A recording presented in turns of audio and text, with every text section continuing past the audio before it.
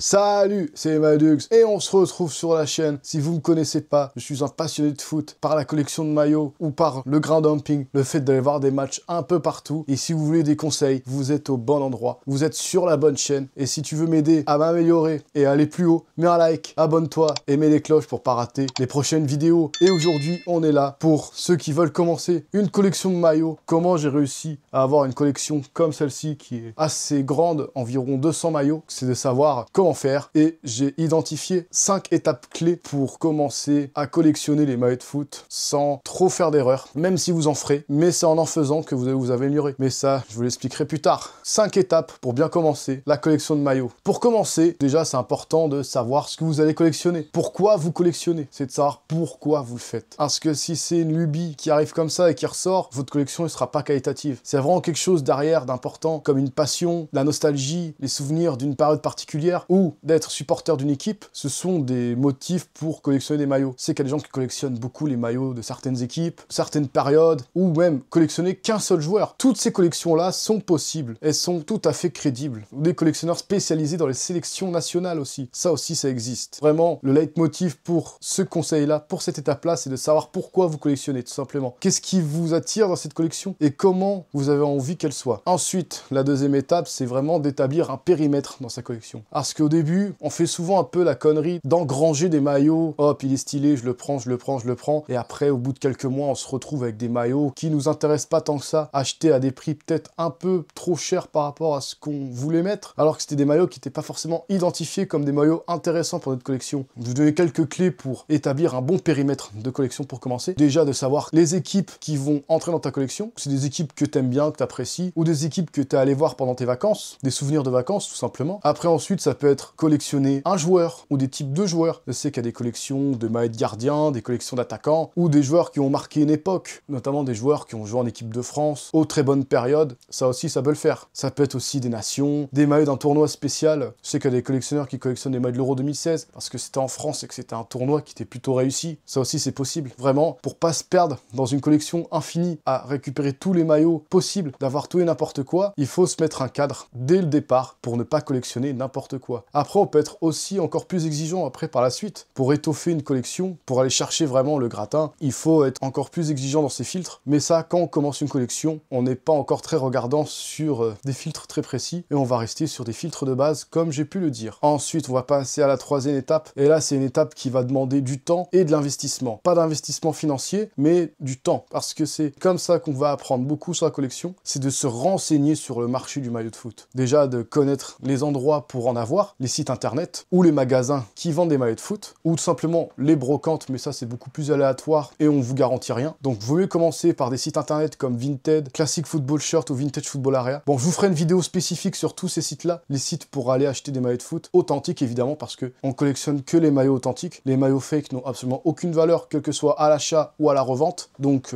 direct, je vous fais un petit disclaimer. Comme ça, on pose les bases pour la collection de maillots. Après, ensuite, de savoir un peu les prix neufs. Parce que quand on collectionne des maillots, c'est important de connaître les prix. Parce que le but de collectionner les maillots de foot, c'est pas d'acheter que des maillots neufs à 150 € en boutique, mais surtout aussi de dénicher des bonnes affaires, de connaître un peu les prix. Soyez curieux, regardez les prix sur les sites des équipementiers, des Nike, Adidas, Puma, ou les sites de vos clubs favoris pour connaître un peu la fourchette de prix à mettre pour un maillot de foot, pour avoir les premières bases et essayer de pas dépasser ces prix-là pour commencer. Parce que la collection, ça peut vite être assez engageant financièrement, donc si vous avez d'autres priorités, faites attention à ça, mais ça on en reparlera un peu après. De connaître les prix neufs, les prix d'occasion, les caractéristiques des maillots, et aussi d'être curieux sur comment reconnaître des maillots, des vrais, des faux, mais ça je vous ferai une vidéo spéciale là-dessus, pour bien spotter les faux maillots, et faire attention à ne pas se faire avoir. Et le dernier truc sur cette étape-là, c'est d'être tout simplement curieux. Plus on est curieux, plus ce sera facile par la suite de trouver des maillots. Mais ça, au début, ça peut bien prendre 1 à 2 heures par jour à scroller sur Vinted, à aller sur les sites, à comparer les maillots, tout simplement. Donc après, ensuite, une étape qui peut être intéressante pour encore un peu plus poser le cadre et consolider un peu l'étape 2, c'est de se créer une petite liste de maillots à rechercher pour commencer. Qu'est-ce qui vous fait rêver? Quel maillot peut vous faire rêver pour commencer? Par exemple, ce maillot-là, celui que j'ai sur moi, le maillot PSG extérieur 2003-2004, qui a également été le 3e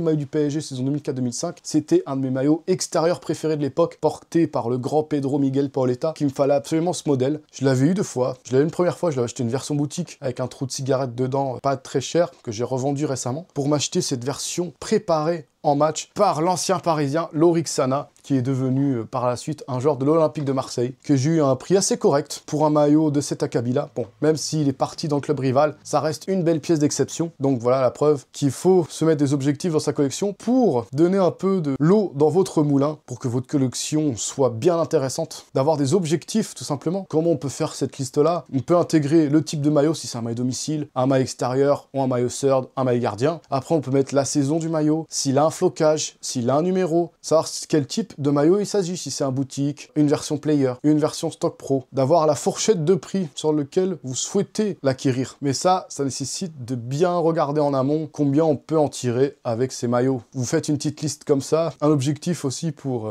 éviter de trop dépenser dans votre collection de maillots et simplement d'être patient. On va aller voir l'étape 5, la 5e étape, c'est de se définir un budget. Voilà, je vous avais dit que la question financière allait revenir. On va parler du budget des collections de maillots, parce qu'on ne peut pas acheter tous les maillots quand on veut tout le temps, parce qu'on a aussi des engagements financiers, des crédits ou ce genre de trucs. On a aussi des achats nécessaires pour le mois, les factures, les courses, le plein d'essence. Ça, ce sont des achats qui sont évidemment nécessaires pour vivre correctement en 2025. Et la collection de maillots ne doit pas être prioritaire par rapport à ça. Les collections de maillots, c'est un hobby qu'on peut faire quand on vit correctement. Donc ça ne doit pas représenter une grosse partie du budget mensuel, mais ça doit représenter une infime partie de ses dépenses. Vous pouvez vous accorder une petite somme tous les mois, autour des 100, 150 €, histoire d'acheter 3-4 maillots pour le mois, puis ensuite de rester à peu près dans ces fourchettes-là, pour commencer. Après, une fois que la collection sera bien gérée par la suite, ça peut évoluer en fonction des envies et des tendances. Mais ça, d'abord, au début, il faut être patient. Les meilleures pièces ne sont pas forcément au début de la collection. Il faut y aller étape par étape. Et après, j'ai rajouté une étape bonus et on va finir sur ça. Et ça, c'est vraiment pour ceux qui ont déjà une collection et qui veulent continuer sans dépenser plus d'argent que j'ai défini à l'étape précédente. C'est de faire vivre sa collection. Alors, qu'est-ce que ça veut dire faire vivre sa collection? C'est qu'au bout d'un moment, à force d'accumuler des maillots, il y a des maillots qui, malheureusement, n'entrent plus dans la collection. Et donc, qu'est-ce qu'on fait? Eh bah, on les revend. On se renseigne un peu sur les prix. Bon, évidemment, vu qu'on n'est pas des boutiques de maillots de foot, on ne pourra pas revendre les maillots comme peut le faire Vintage Football Area ou Classic Football Shirt. Les prix seront un peu moins élevés. Ça peut forcément se faire un peu à perte, évidemment, parce que la collection de maillots n'est pas un jeu de spéculation, ou que très rarement sur certains maillots. Mais là non plus, comptez pas sur ça pour vous faire de l'argent. À part si vous avez déjà un plan de business qui est très bien établi, mais ça, c'est un peu compliqué à mettre en place pour un collectionneur débutant. Mais au moins, vous pourrez récupérer une partie de la somme que vous avez dépensée dans les maillots de foot pour vous acheter d'autres pièces plus intéressantes. Avec Vinted, ce qui est très pratique, c'est quand on vend des articles, l'argent sur Vinted n'est pas automatiquement viré sur votre compte en banque. Ça fait du crédit directement sur le compte Vinted. Quand vous achetez des maillots sur Vinted ou tout autre article, tout autre vêtement, vous ne dépensez pas de l'argent de votre compte. Vu que c'est du crédit qui est déjà sur votre compte Vinted, souvent, avec cet argent-là, ça ne coûte rien. Ça vous coûte juste d'aller imprimer un bordereau, de prendre un sachet et d'aller déposer l'article que vous avez vendu dans le point relais le plus proche de chez vous. Et c'est comme ça qu'on fait vivre une collection. Et c'est tout pour cette vidéo, pour les premières bases de la collection de maillots. Je vais vous dire un peu comment je collectionne les maillots. J'ai un thème spécifique dans ma collection qui est dédié aux maillots de club d'Île-de-France. Là, évidemment, j'ai le maillot du PSG. Là, dans la pile, il y a le dernier maillot du Paris FC en collaboration avec Nino. Maillot extérieur du PSG, saison 2017-2018. Un maillot de mon équipe favorite, l'US Créteil-Lusitanos, qui maintenant ne s'appellera plus Lusitanos, par le rachat de Xavier Niel. Donc ça, c'est une très bonne nouvelle. Un maillot du Red Star de la saison dernière, version extérieure avec le logo iridescent. Un maillot du PSG vintage. Encore un autre maillot de l'US Créteil. Et un autre maillot du PSG de match, saison 2006-2007.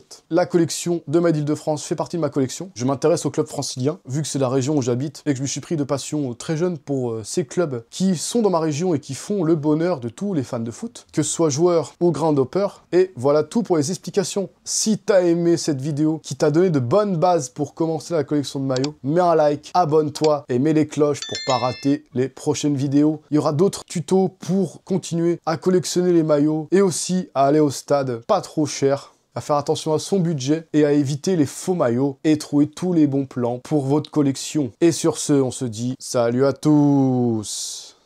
Si t'es encore là, tu peux regarder mes autres vidéos, soit des vidéos sur les maillots, soit sur le grad dumping. C'est comme tu veux.